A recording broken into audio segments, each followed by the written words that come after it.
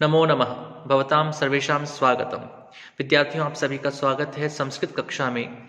और आज हम आपसे चर्चा करने जा रहे हैं बीए भाग तृतीय के पाठ्यक्रम में सम्मिलित तर्क संग्रह, जिसे कि अन्नम भट्ट ने लिखा था, उसके करण प्रकरण के बारे में।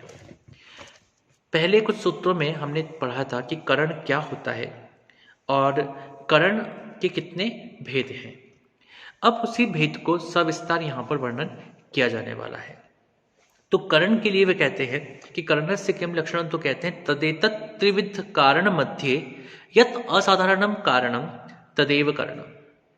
हमने जो पिछले 3 कारणों को पढ़ा, समवायी, असमवायी और निमित्त कारण, इन समवायी, असमवायी और निमित्त कारणों में जो असाधारण कारण होता है, उस असाधारण कारण को ही करण कहा जाता है।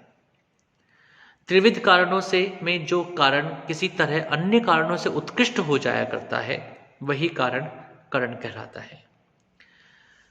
अब इसी बात को आगे स्पष्ट करते हुए कहते हैं कि जो त्रिविध कारण है, उन त्रिविध कारणों में समवायी कारण, असमवायी कारण और निमित्त कारण, इन सभी में जो सबसे अधिक उत्कृष्ट होता है, सबसे अधिक असाधारण होता है, जिसके बिना उसका निर्माण होना संभव ही ना हो, इस स्थिति में होता है, उसी को हम करण कहते हैं।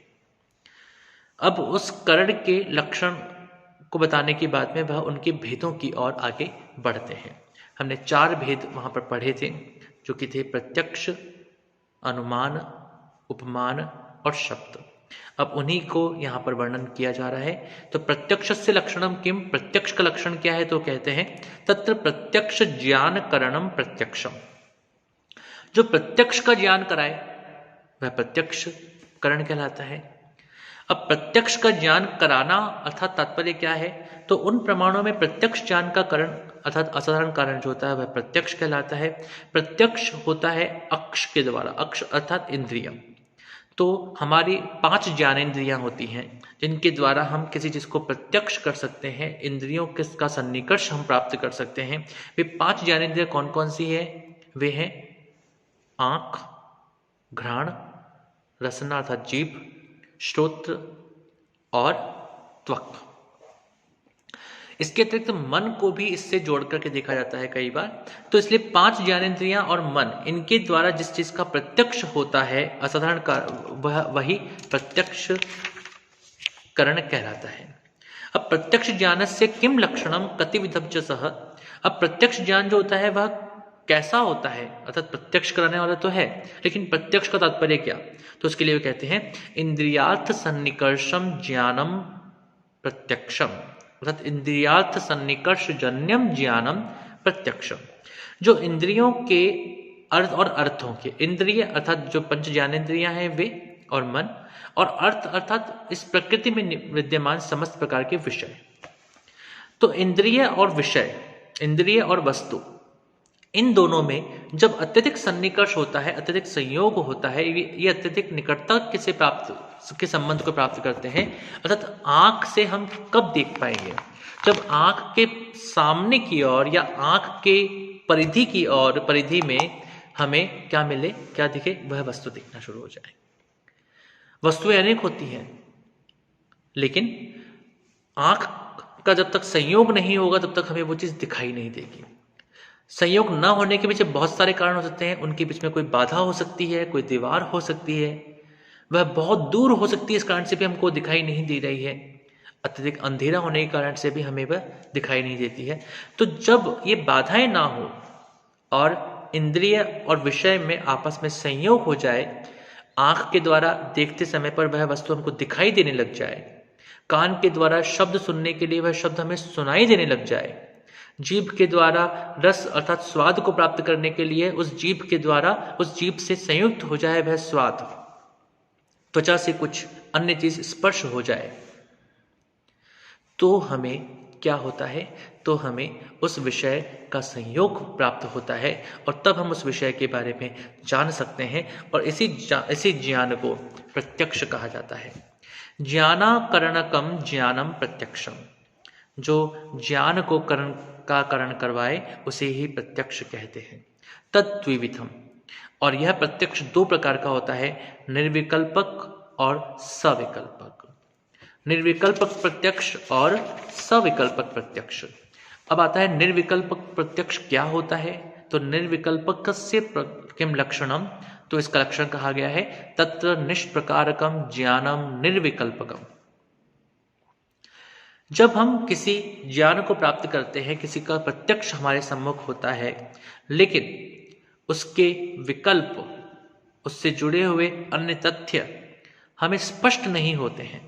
किसी वस्तु को देखने पर यह कुछ है ऐसा तो हमको जानकारी होती है, लेकिन क्या है यह स्पष्ट रूप से हमको जानकारी नहीं हो पाती है, तो वह निर्विकल्पक प्रत्यक्ष कहलाता है, वह निर्विकल्पक ज्ञान कहलाता है।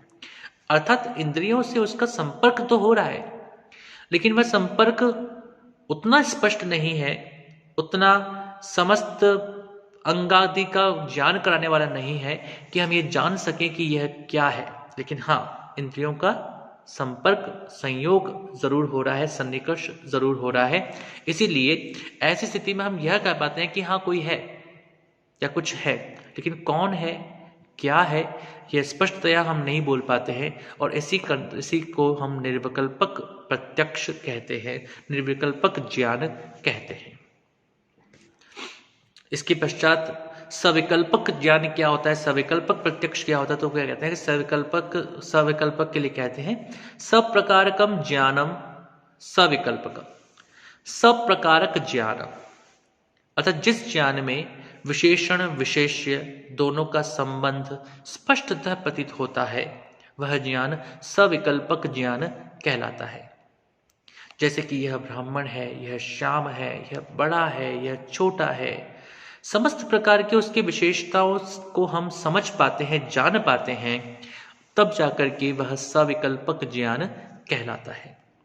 इसका उदाहरण दिया गया यथा डित्थोयम ब्राह्मणोयम श्यामोयम।